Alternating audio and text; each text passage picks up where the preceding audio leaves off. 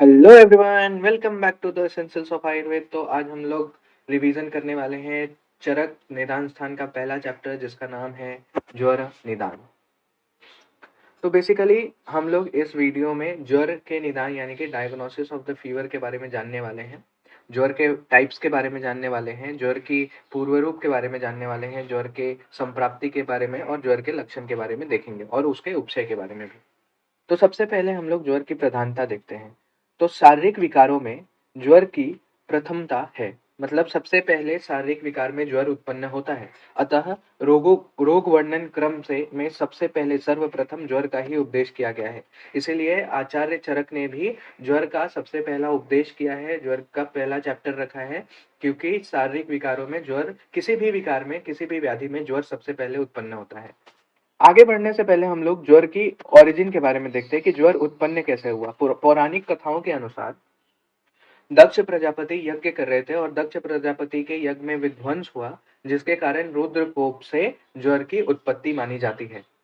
Next श्लोक में हम लोग चलते हैं ज्वर के भेद के बारे में, कि ज्वर के कितने टाइप्स होते हैं। तो यहाँ पे है कि मनुष्यों के शरीर में 8 कारणों से ज्वर की उत्पत्ति होती है। कौन कौन से कारण है? वात के कारण, पित्त के कारण, कफ के कारण, द्वंद्व दोष यानी कि संसर्गज दोष के कारण, वात पित्त के कारण, वात कफ के कारण, पित्त कफ के कारण, सन्निपात दोष यानी कि तीनों दोषों के कारण, त्रिदोषज जैसे वात पित्त कफ के कारण, और आठवां है हमारे पास आगंत दोष उत्पन्न होता है। नेक्स्ट हम लोग देखते हैं ज्वर के निदान पंचक। निदान पंचक क्या है? तो निदान पंचक हमने पढ़ा है कि जैसे निदान पूर्व रूप, रूप, उपशय और संप्राप्ति। ओवरव्यू देख लेते हैं कि निदान क्या होता है। तो निदान बेसिकली जो कॉज, क्या क्या हेतु है उस व्याधि को उत्पन्न करने के लिए, उसको निदान कहते हैं। पूर्व रूप क्या होता है? तो व्याधि उत्पन्न होने से पहले जो सिम्टम्स दिखाई देते हैं उसको पूर्व रूप कहा जाता है। रूप क्या होता है? व्याधि उत्पन्न होने के बाद जो लक्षण दिखाई देते हैं उसको रूप यानी कि साइंस एंड सिम्टम्स कहा जाता है। उपशय, हम लोग कोई भी नॉर्मली चिकित्सा कर रहे हैं, तो अगर वो व्याधि उस चिकित्सा से ठीक हो रहा है तो उसको हम लोग उपशय कहते हैं। फॉर एग्जाम्पल, अगर वात है, वात का कोई डिजीज है, उसमें सूल हो रहा है और ऑयल अप्लाई करने से या फिर उसको दबाने से वो शूल जो है वो खत्म हो रहा है, खत्म हो जा रहा है, तो वो उसका उपशय हो गया। इससे भी हम लोग पता कर सकते हैं कि हाँ, ये वात व्याधि के कारण ही था। फिर संप्राप्ति, तो निदान से लेके व्याधि उत्पन्न होने तक यानी कि हेतु के सेवन से लेके व्याधि उत्पन्न होने तक जो पूरा प्रोसीजर होता है उसको हम लोग संप्राप्ति कहते हैं। नेक्स्ट श्लोक में हम लोग वात ज्वर के निदान के बारे में देखते हैं। तो रुक्ष, लघु, शीत, आहार विहार का अधिक सेवन करने से, यानी कि ये जो है, ये सभी जो है वो वात को प्रकोप करने वाले हेतु हैं। रुक्ष, लघु, शीत, वमन विरेचन या फिर आस्थापन बस्ती, सिरो विरेचन, इन सभी के अति योग से, पंचकर्म अगर हम लोग कर रहे हैं उसका अति योग हो गया तो उससे भी वात प्रकोप होता है। फिर व्यायाम ज्यादा करने से या फिर वेगों का धारण करने से, फिर अनशन करने से यानी कि भूखा रहने से, उपवास ज्यादा करने से, अभिघात यानी कि किसी प्रकार का चोट लगने से, वैवाह यानी कि स्त्री का सहवास ज्यादा, मैथुन कर्म ज्यादा करने से, उद्वेग घबराहट से, शोक, रक्त का अधिक निकल जाने से, रात्रि जागरण करने से, शरीर के को उटपटांग स्थिति में रखने से आदि, ये सभी अधिक सेवन करने से वात जो है वो वात दोष प्रकोप हो जाता है और वात दोष प्रकोप होने की वजह से ज्वर की उत्पत्ति करा देता है। नेक्स्ट श्लोक में हमारे पास वातज ज्वर की संप्राप्ति कैसे हुई, यानी कि वातज हेतुओं, वातज प्रकोप करने वाले हेतुओं का सेवन करने से लेकर वात ज्वर की उत्पत्ति तक जो क्रियाएं होती है उसको हम लोग संप्राप्ति कह रहे हैं। यहाँ पे हम लोग वात की संप्राप्ति, तो टोटल 5 स्टेप्स में देखेंगे हम लोग। पहला है वायु प्रकोपित हुआ। फर्स्ट स्टेप क्या होगा? वायु प्रकोपित हुआ अपने निदानों को पाकर। सेकेंड है वायु जो है वो आमाशय में प्रवेश करता है। थर्ड स्टेप में वो ऊष्मा यानी कि काय अग्नि जो कुछ आहार को पचाने का कार्य करती है उसके साथ मिल जाता है और उससे उत्पन्न हुई जो रस धातु होती है उसके पीछे जाता है और रसवा और स्वेदवा स्रोतस के मुखों को बंद कर देता है, यानी कि अवरोध कर देता है। थर्ड स्टेप में वात जो है वो डाइजेस्टिव सिस्टम के साथ मिलता है, उसके बाद जो आहार रस उत्पन्न होता है उसके पीछे जाता है और रसवा और स्वेदवा स्रोतस के मुखों को अवरोध कर देता है। फोर्थ स्टेप में जो पाचक अग्नि है, जो आहार को पाचन करने वाली है, उसको और ज्यादा मंद कर देता है। और फिफ्थ स्टेप में पक्वाशय से ऊष्मा को बाहर निकाल देता है और पूरे शरीर में फैला देता है। जिससे पूरे शरीर में संताप की उत्पत्ति होती है, यानी कि ज्वर की उत्पत्ति होती है। तो ये हमने देखा वातज ज्वर कैसे उत्पन्न होता है, उसकी संप्राप्ति देखी। नेक्स्ट हम लोग देखते हैं वातज ज्वर के लक्षण। तो वातज ज्वर के लक्षण यहाँ पे तो बहुत सारे दिए हुए, लेकिन हम लोग मेन पॉइंट हम लोग देखेंगे, क्योंकि वातज ज्वर के लक्षण जानना जरूरी है ताकि हम लोग उसको पित्तज और कफज और सन्निपातज आदि से हम लोग डिफ्रेंशिएट कर सके। तो फर्स्ट है आरंभ तथा विसर्ग। प्रारंभ तथा विसर्ग जो होता है उसका विषम होता है, यानी कि जो स्टार्टिंग पॉइंट होता है और जो समाप्त होने का समय होता है अनिश्चित होता है। सेकंड है जो ताप होता है, टेम्परेचर होता है, वो टेम्परेचर भी जो होता है वो विषम होता है, यानी कि कभी ज्यादा बढ़ जाएगा, कभी कम, कभी बहुत ज्यादा कम हो जाएगा। तो बढ़ना घटना ये लगा रहता है वातज ज्वर में। फिर भोजन के बाद होता है, सायंकाल के समय होता है, रात्रि के अंत में होता है और वर्षा ऋतु में आरंभ होता है या फिर बढ़ जाता है। तो जितने भी वात प्रकोपक काल है, जिसमें भी वात के काल है, उन सभी में वातज ज्वर जो है वो बढ़ जाता है या फिर उत्पन्न होता है। नेक्स्ट है नख, नेत्र, वदन यानी कि मुख या फिर चेहरा, फिर मूत्र, पुरीष ये सभी और त्वचा ये सभी जो है वो खुरदुरा हो जाता है और अरुण वर्ण का दिखने लगता है। ये बहुत इंपॉर्टेंट है कि अरुण वर्ण का, अरुण वर्ण वात के लिए ही आया है, वात प्रकोप में ही आता है। वात प्रकोप के कारण जो बॉडी का कलर होता है वो हल्का लाल यानी कि अरुण वर्ण का हो जाता है। और मल मूत्र में रुकावट उत्पन्न होती है, यानी कि विस्तंभ, कॉन्स्टिपेशन, और फिर मिक्चुएशन में भी कम होता है, यानी कि रुकावट उत्पन्न होती है। नेक्स्ट हम लोग देखते हैं कि अव्यय यानी कि जितने भी बॉडी पार्ट्स है उसमें स्थिर यानी कि स्टैटिक और अस्थिर वेदनाएं यानी कि रेडिएटिंग पेन उत्पन्न होता है, जैसे टूटने जैसी, मसलने जैसी, मतने जैसी, चटकाने जैसे, ऐसे पीड़ा का अनुभव होता है। फिर पैरों में सुप्तता यानी कि नम्बनेस होती है, पिंडलियों जो पिंडलियां हैं उसमें ऐठन महसूस होता है, जो जानु संधि है या फिर जो दूसरे संधि है उसमें विश्लेषण यानी कि लूजनेस महसूस होता है, शिथिलता उत्पन्न होती है, लैक्सिसिटी उत्पन्न होती है।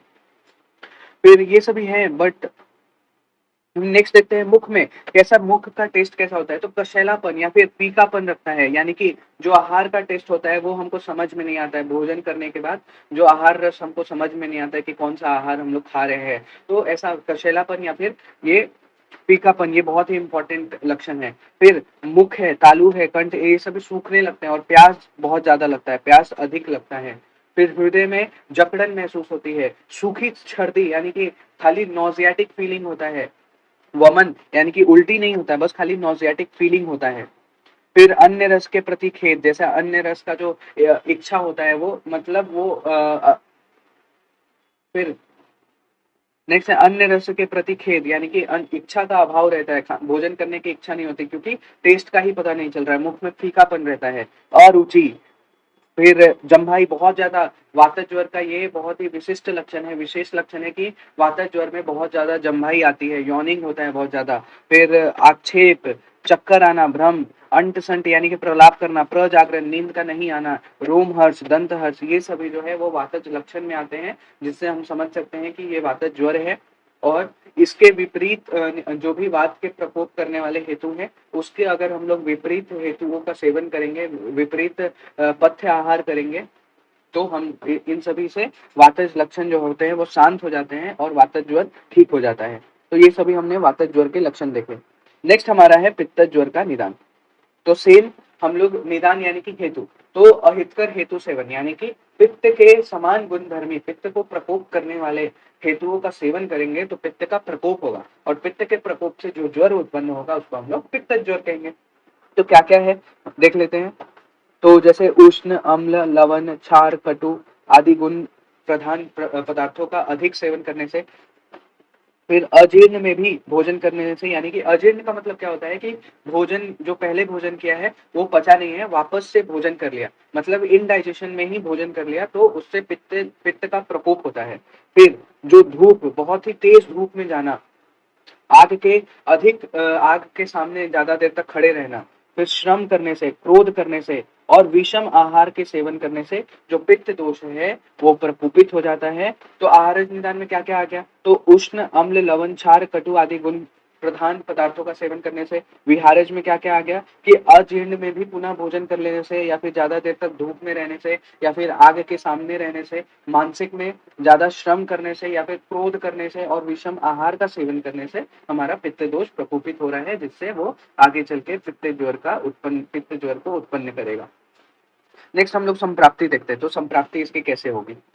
तो सबसे पहला है जो प्रकुपित हुआ पित्त है, जो प्रकुपित हुआ पित्त पहला प्रकुपित होगा, फिर अमाशय में जो उष्मा के साथ लेकर उष्मा से मिलकर आहार परिपाक होने तक सर्वप्रथम प्राप्त होने वाली जो रस धातु के पीछे जाकर रस धातु का अनुसरण करके रसवा और स्वेदवा स्रोतस को बंद करता है। सेम जैसे वात ने किया वैसे ही ये भी कर रहा है। सबसे पहले हमारा पित्त दोष प्रकोप हुआ, उसके बाद वो अमाशय में गया, फिर अमाशय में जाकर जो अमाशय की ऊष्मा है, जो जाठरा अग्नि की ऊष्मा है, उसके साथ मिलता है, और जो रस आहार रस बना है, सर्वप्रथम जो प्राप्त हुआ है आहार रस, उसके पीछे जाता है और वात के मदद से ही जाता है, उसके पीछे जाता है और रस धातु का ये अनुसरण करके जैसा पीछे जाकर फिर रस और स्वेदवा स्रोतस के मुख को बंद कर देता है। फिर नेक्स्ट है कि पित्त स्वयं द्रव्य होने के कारण जठरा अग्नि को दबाकर यानी कि मंद कर देता है। तो पित्त का स्वयं द्रव्य गुण है, पित्त का इसमें द्रव्य गुण भी बढ़ता है, यानी कि जो लिक्विड नेचर है वो भी बढ़ता है, और लिक्विड नेचर बढ़ने के कारण जो जाठरा अग्नि है, जो काय अग्नि है, जो आहार का पाचन करती है, उसको मंद कर देता है और पक्वाशय में से ऊष्मा को बाहर निकालकर शरीर के अवयवों को पीड़ित करता हुआ केवल शरीर में फैल जाता है और ज्वर को उत्पन्न करता है। तो पित्त ज्वर और वात ज्वर के निदान संप्राप्ति सेम ही है, सेम उसमें भी था इसमें भी सेम है कि सबसे पहले हमारे पास पित्त दोष प्रकोपित हुआ, फिर आमाशय से उष्मा आमाशय में जाता है, फिर आमाशय की उष्मा के साथ मिल जाता है, फिर सर्वप्रथम जो रस धातु बना उससे वह उसके साथ उसका अनुसरण करके उसके पीछे पीछे जाकर वह रसवा और स्वेदवा स्रोतस को बंद कर देता है, उसके मुख को बंद कर देता है, और खुद द्रव गुण द्रव गुण होने के कारण, खुद में द्रव गुण होने के कारण वो जाठरा अग्नि को भी मंद कर देता है और पक्वाशय से बाहर निकाल देता है उष्मा को और पूरे शरीर में फैला देता है, जिससे ज्वर की उत्पत्ति होती है और इसको हम लोग पित्त ज्वर। नेक्स्ट हम लोग देखते हैं पित्त ज्वर के लक्षण और उपशय। यहाँ पे हम लोग उपशय की भी बात करेंगे और लक्षण की भी बात करेंगे, यानी कि साइंस एंड सिम्टम्स कैसे है कि जो हम लोग पित्त ज्वर को हम लोग डायग्नोसिस कर सकें। तो सबसे पहला है एक साथ पूरे शरीर में ज्वर का आना और ज्वर का बढ़ जाना। ये कार्डिनल फीचर है पित्त ज्वर का कि पूरे शरीर में एक साथ ही आता है और एक साथ ही बढ़ जाता है। वात ज्वर का विषम था, यानी कि कभी ज्यादा आता था कभी कम आता था। नेक्स्ट है विशेष रूप से भोजन पचने लगता है तो दोपहर में, आधी रात में या फिर शरद ऋतु में इसका प्रकोप होता है। वात ज्वर विशेष रूप से जब भोजन पचने लगता है दोपहर में या फिर आधी रात को या फिर शरद ऋतु में पित्त के प्रकोप होने की वजह से पित्त ज्वर होता है। लेकिन वात ज्वर में क्या था, वो भोजन के अंत में था, फिर वर्षा ऋतु में बढ़ता था और रात्रि के अंतिम प्रहर में। ये सभी हम लोग डिफ्रेंशिएट कर सकते हैं ऐसे। फिर मुख में कड़वापन होता है, मुख में कड़वापन, लेकिन वातज में था मुख में कशैलापन होता था, मुख में फीकापन हो रहा था। पित्त ज्वर में मुख में कड़वापन हो रहा है। फिर नाक, मुख, गला, होठ, तालू ये सभी पकने लगता है, लेकिन उसमें ऐसा कुछ लक्षण नहीं था वात ज्वर में। पित्त ज्वर का ये कार्डिनल फीचर है कि नाक, मुख, गला, होठ, तालू ये सब पकने लगता है। तृष्णा, ज्यादा प्यास लगना, दोनों में लक्षण था। फिर मद, भ्रम, मूर्छा ये सभी जो है वो पित्त ज्वर के कार्डिनल फीचर हैं, पित्त में उत्पन्न होते हैं। फिर पित्त की उल्टी, यानी कि उसमें वात ज्वर में क्या था कि सिर्फ नोजियाटिक फीलिंग हो रहा था, लेकिन यहाँ पे पित्त की उल्टी हो रही है, यानी कि बिलियस वॉमिटिंग हो रही है, वमन के साथ पित्त निकल रहा है, उल्टी हो रहा है यहाँ पे। फिर अतिसार, फिर फिर नेक्स्ट है अतिसार, यहाँ पे डायरिया भी देखने को मिल रहा है। फिर भोजन के प्रति द्वेष, दोनों में लक्षण था ये।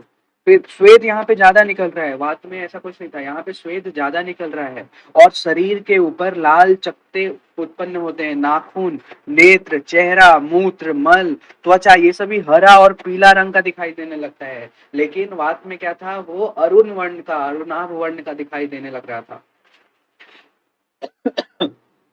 नेक्स्ट है कि शीतल पदार्थों की कामना होती है। वातज ज्वर में उष्ण पदार्थों की कामना हो रही थी, इसमें शीतल पदार्थों की कामना हो रही है। और उपशय की बात करें, उपशय अनुपशय की बात करें, तो अगर हम लोग पित्त के समान गुण धर्म वाले पदार्थों का आहार विहार का सेवन करेंगे तो पित्त का अनुपशय होगा, वो और ज्यादा बढ़ जाएगा। लेकिन वहीं पे अगर हम लोग शीतल पदार्थ आदि आहार विहार करेंगे तो पित्त के जो लक्षण है, पित्त ज्वर के लक्षण कम हो जाएंगे और पित्त ज्वर शांत हो जाएगा। तो यहाँ पे हमने पित्त ज्वर के निदान देखे, पित्त ज्वर के लक्षण देखे, पित्त ज्वर के संप्राप्ति देखी और पित्त ज्वर के उपशय देख लिया। नेक्स्ट अब हम लोग देखेंगे कफज ज्वर। तो कफज ज्वर का निदान क्या क्या है? अगेन कफ को प्रकोपित करने वाले कफ के समान गुणधर्मी आहार विहार जो है वो कफ को प्रकोपित करेंगे, जिससे कफज ज्वर उत्पन्न होगा। तो सबसे पहले देखते हैं आहारज कारण। तो स्निग्ध यानी कि घी तेल में पकाया हुआ, गुरु देर से पचने वाले पदार्थ और मधुर, पिच्चिल, शीत, अम्ल, नमकीन द्रव्यों का अधिक सेवन करने से। तो आहार निदान क्या है कि स्निग्ध, गुरु, मधुर, पिच्चिल, शीत, अम्ल, नमकीन आदि द्रव्यों का अधिक सेवन करने से, दिन में सोने से ग्रीष्म ऋतु को छोड़ दे तो दिन में नहीं सोना चाहिए। और जो कफज प्रधान व्यक्ति है उसको किसी भी ऋतु में नहीं सोना चाहिए। तो क्योंकि यहाँ पे दिन में सोने से कफ जो है वो प्रकोपित होता है और उससे कफज ज्वर उत्पन्न हो सकता है। प्रसन्नता, हमेशा प्रसन्न रहने से, कोई भी चिंता नहीं रखने से, अव्यायाम यानी कि कभी भी कोई परिश्रम नहीं करने से, हमेशा सुखपूर्वक बैठे रहने से, इन सभी कारणों से पित्त जो है वो प्रकोपित होता है और पित्त ज्वर की उत्पत्ति हो जाती है। फिर पित्त ज्वर की इन सभी निदानों की वजह से कफ जो है वो प्रकोपित होता है और कफज ज्वर की उत्पत्ति हो जाती है। नेक्स्ट श्लोक में हम लोग कफज ज्वर के संप्राप्ति के बारे में देखते हैं। तो वो प्रकोपित कफ सबसे पहले क्या होगा? सेम ही रहेगा। जब सबसे पहला आमाशय में प्रवेश करेगा, आमाशय में प्रवेश करने के बाद उष्मा के साथ मिल जाएगा। उष्मा के साथ मिलने के बाद जो सर्वप्रथम रस धातु जो बना है उसके साथ उसके पीछे पीछे जाएगा, उसका अनुकरण करेगा और अनुसरण करेगा और रस्व और स्वेदव स्रोतस को ढक देगा, यानी कि उनके मुखों को बंद कर देगा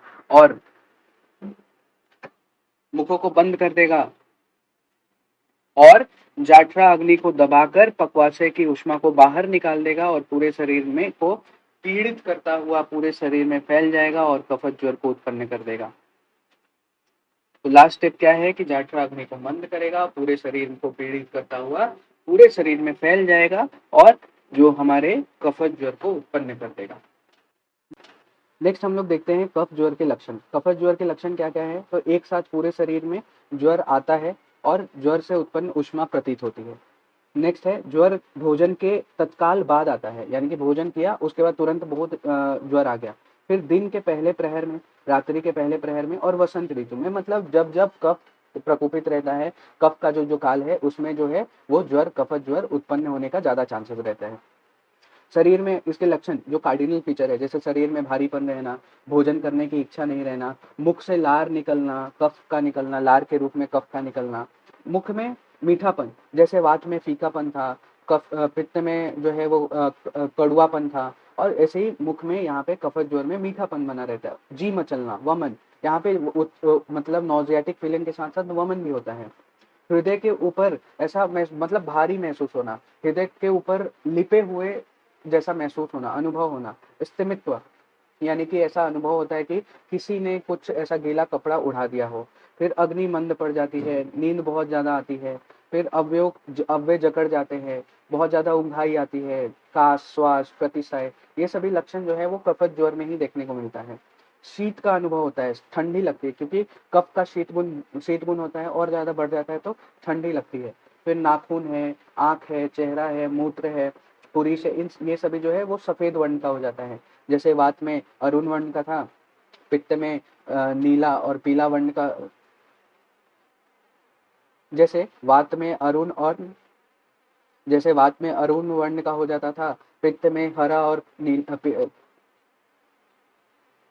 जैसे वात में जैसे वात में अरुण वर्ण का हो जाता था, पित्त में हरा और पीला वर्ण का, उसी तरह ये सभी जो अव्यय हैं वो जो जैसे उसी तरह ये सभी नाखून, आंख, चेहरा, मूत्र, पुरीश आदि ये सफेद वर्ण का हो जाता है। शीत पीड़िकाएं यानी कि फुंसियां निकलने लगती है और उष्ण पदार्थों की इच्छा होती है।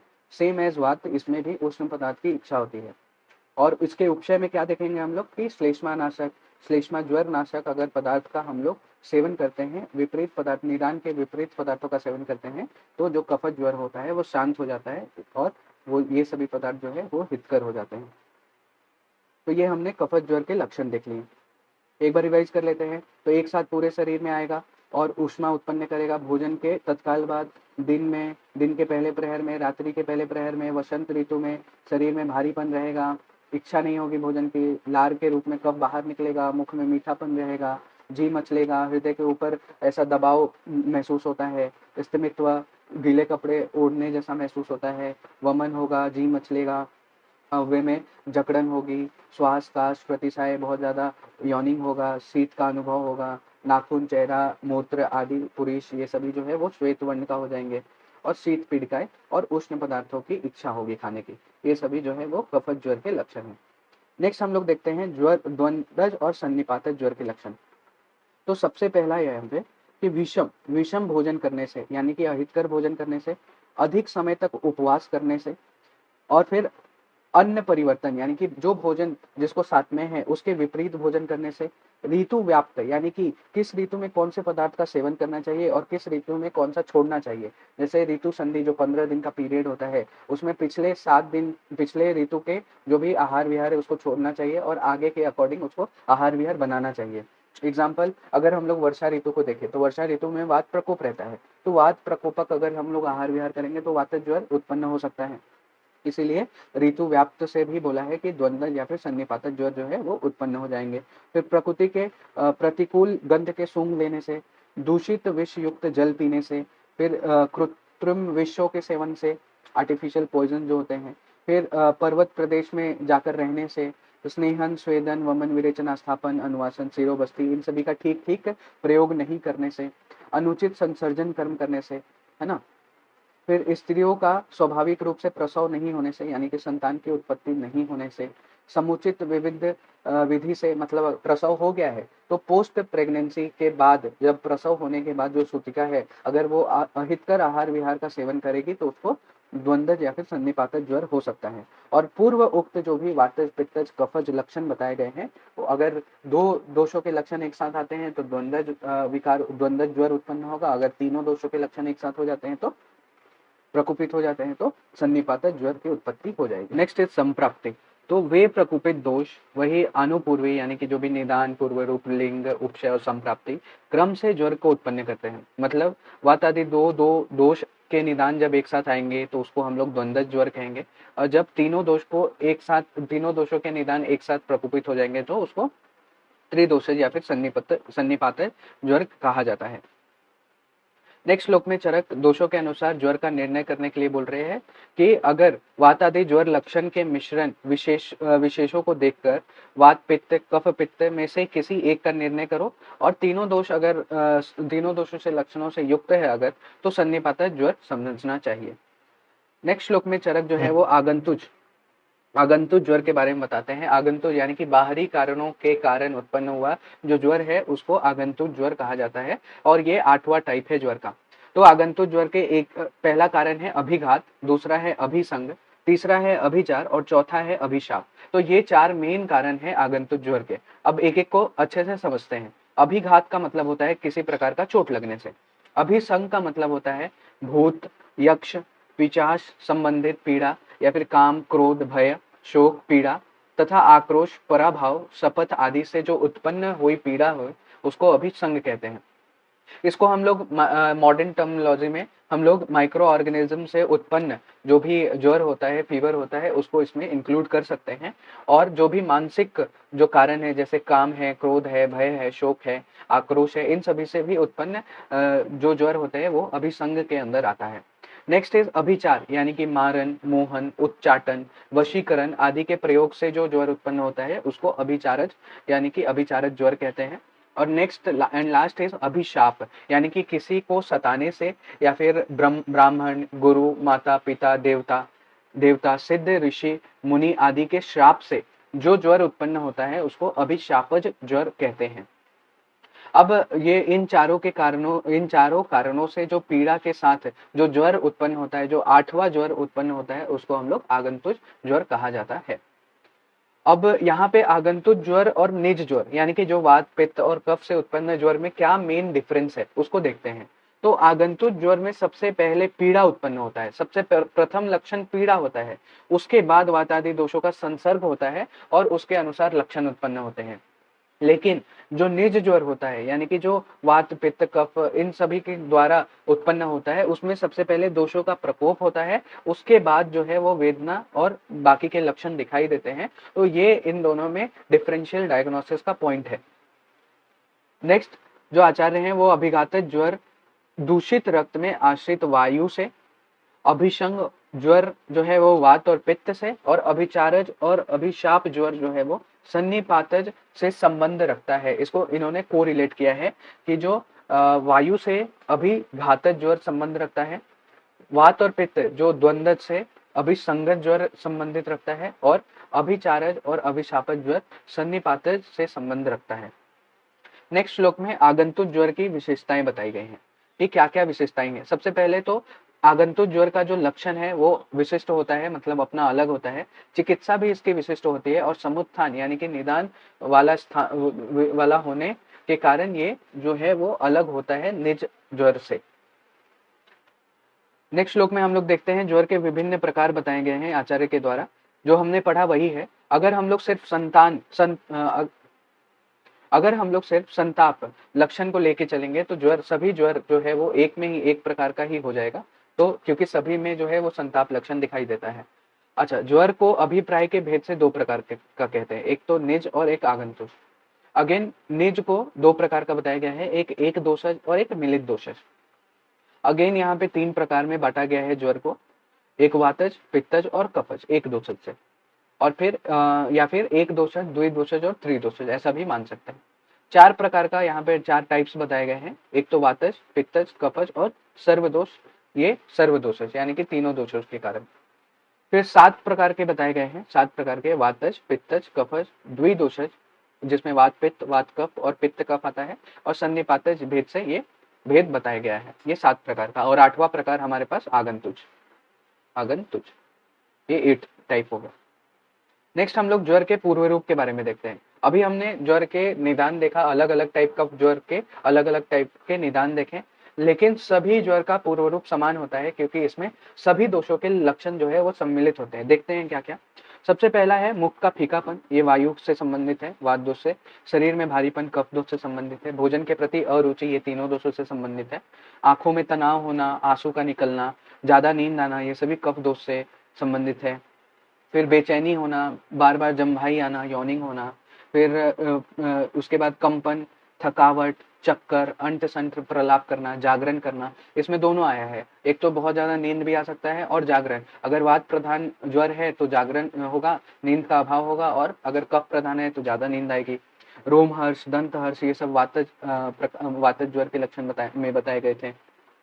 फिर जो शब्द स्पर्श शब्द है, शीत है, वात है, धूप है, इन सभी का सहन नहीं कर पाना, अरुचि हो जाना, खाए हुए भोजन का ठीक प्रकार से नहीं पचना, अंगों में ऐठन और मसलने जैसे पीड़ा उत्पन्न होना, अवसाद होना, मनोबल का कमी होना, उत्साह के कम होना, किसी भी कार्य में मन नहीं लगना, गुरुजनों के वाक्य के प्रति अनादर करना, बच्चों से द्वेष करना, है ना, बच्चों के प्रति द्वेष करना, ये सभी जो है पूर्व रूप हमें दिखाई देते हैं। जो व्याधि उत्पन्न, जो कोई भी ज्वर उत्पन्न होने से पहले ये सारे लक्षण हमें दिखाई देते हैं। चिंता का नहीं होना, मलाधारण, चंदन लेपन, भोजन का सेवन कष्टप्रदायक प्रतीत होता है, ये सभी संताप उत्पन्न होने से पहले देखे जाते हैं, और ये सभी जो है वो ज्वर के पूर्व रूप है। नेक्स्ट श्लोक में संक्षेप और विस्तार में ज्वर का वर्णन कर दिया गया है। विस्तार में कैसे, उसके निदान, पूर्व रूप, लिंग, उपचय और संप्राप्ति के बता दिया गया है। समास में संक्षेप में बताया गया है, उसके भेद बताए गए हैं, निज, आगंतुक, त्रिविध, चतुर्विध, सप्तविध, इन सभी से ज्वर लक्षणों का व्याख्या कर दिया गया है। नेक्स्ट है ज्वर और निज ज्वर और आगंतुक ज्वर में मूल भेद क्या है। तो सबसे पहला है कि अहितकर आहार विहार का आदि से निज ज्वर उत्पन्न होता है। आगंतुक जो है वो अभिघात, अभिसंग और अभिचारज आदि से उत्पन्न होता है। निज ज्वर में दोष या दोषों के प्रकोपित होने के बाद ही लक्षण दिखाई देते हैं। आगंतुज में चोट लगने आदि आगंतुज में चोट आदि लगना ये लक्षण सबसे पहले दिखाई देता है। उसके बाद वात आदि दोषों का प्रकोप होता है। जो निज है वो स्वतंत्र है, हो सकता है द्वंद्वज हो सकता है, सन्निपातज हो सकता है। इन सभी के भेद से 7 प्रकार का हो सकता है। अभिघातज एक प्रकार भेद से, अनेक अभिघात आदि प्रकार भेद से ये आगंतुक ज्वर अनेक प्रकार का हो सकता है। इसकी चिकित्सा दोषों के अनुसार की जाती है निज ज्वर की, और आगंतुक ज्वर की कारण के अनुसार इसकी चिकित्सा की जाती है। जैसे अभिघात के कारण हुआ है तो अभिघात के विपरीत चिकित्सा की जाती है। नेक्स्ट हम लोग ज्वर का परिचय देखते हैं कि ज्वर की उत्पत्ति कैसे होती है और ज्वर क्या है। तो सबसे पहले ये बताया गया है कि शिव जी के कोप से यानी कि क्रोध से ज्वर की उत्पत्ति मानी गई है पौराणिक कथाओं के अनुसार। फिर ये जो जीवधारी प्राणी होते हैं उनके प्राणों का नाश करने के कारण, शरीर के इंद्रियां और मन के में संताप उत्पन्न करने के कारण, प्रज्ञा यानी कि बुद्धि, बल, वर्ण, हर्ष, प्रसन्नता और उत्साह में का नाश करने के कारण, उनमें कमी लाने के कारण, और शरीर में थकावट, क्लन, मोह और आहार के प्रति रुकावट पैदा करने के कारण इसको ज्वर कहा जाता है, और शरीर में संताप पैदा करने के कारण इसको ज्वर कहा जाता है। नेक्स्ट हम लोग चलते हैं नेक्स्ट श्लोक की तरफ। ज्वर की चिकित्सा सूत्र बताइए, सबसे इंपॉर्टेंट है, ज्वर की चिकित्सा सूत्र आनी ही चाहिए। तो सबसे पहले जो आचार्य हैं वो कहते हैं कि ज्वर अगर पूर्व रूप में हो और उसके रूप, सबसे पहले आचार्य कहते हैं कि अगर ज्वर का पूर्व रूप या फिर रूप दिखाई दे रहा हो और ज्वर आरंभ हो जाने के बाद सबसे पहले या उसको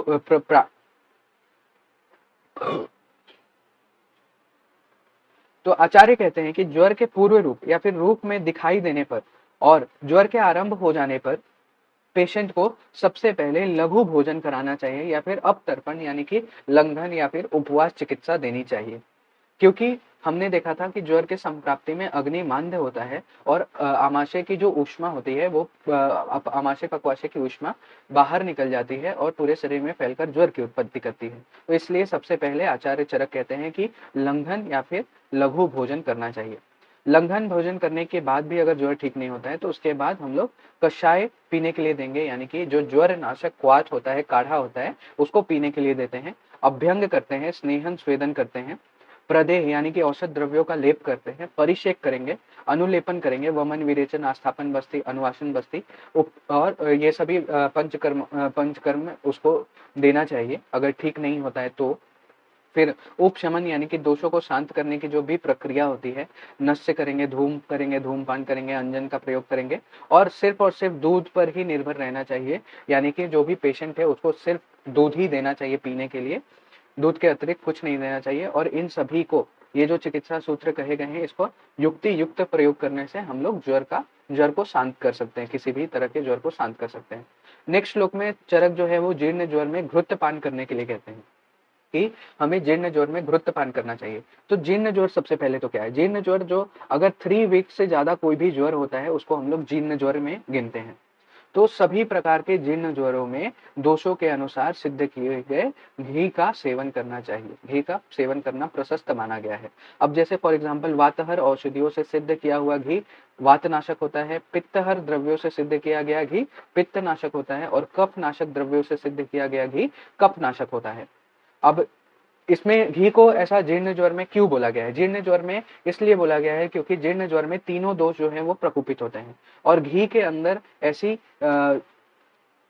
और घी के अंदर ऐसी शक्ति है जिसमें तीनों दोषों का नाश करता है। जैसे घी के स्निग्ध गुण से वात का शमन होता है, घी के संस्कार अनुवर्तन गुण से कफ नाशक जो भी औषधियां हैं उसके गुणों का वो अपने अंदर ले लेता है और कफ शामक हो जाता है, और शीत गुण होने की वजह से वो पित्त का और शरीर के संताप गर्मी का शमन करता है। इसलिए जीर्ण ज्वर में घी को हितकर माना गया है।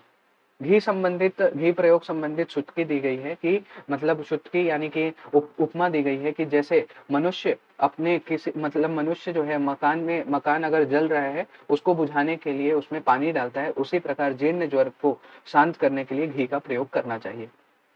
नेक्स्ट श्लोक में आचार्य चरक जो है वो घी का महत्व बताते हैं कि घी उत्तम क्यों है। तो सबसे पहले घी जो है वो चारों स्नेह में, घी, तेल, वसा और मज्जा, इसमें चारों स्नेह में उत्तम माना गया है क्योंकि इसके पास संस्कार अनुवर्तन गुण होता है। संस्कार अनुवर्तन गुण का अर्थ होता है कि ये किसी भी औषध या फिर आहार के गुणों को अपने अंदर ले लेता है और अपने गुणों को भी नहीं छोड़ता है।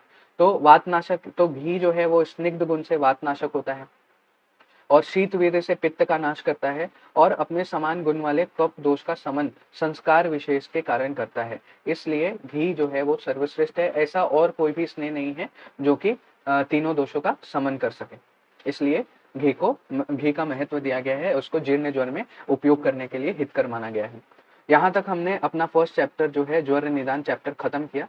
होप यू लाइक इट, और अगर आपको वीडियो अच्छी लगी तो लाइक करें, शेयर करें और सब्सक्राइब करें और कमेंट करें कि हम और क्या इम्प्रूव कर सकते हैं आपके लिए इस वीडियो